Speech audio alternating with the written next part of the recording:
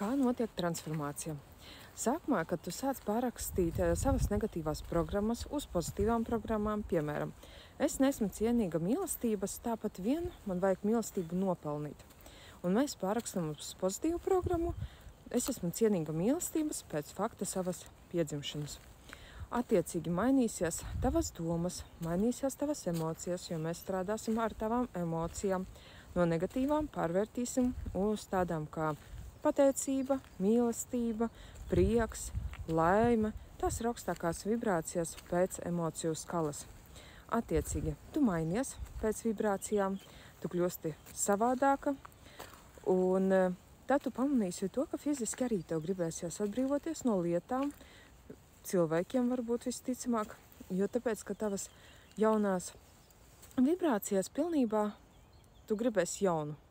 Un attiecīgi tad brīvosies no tā visa lieka,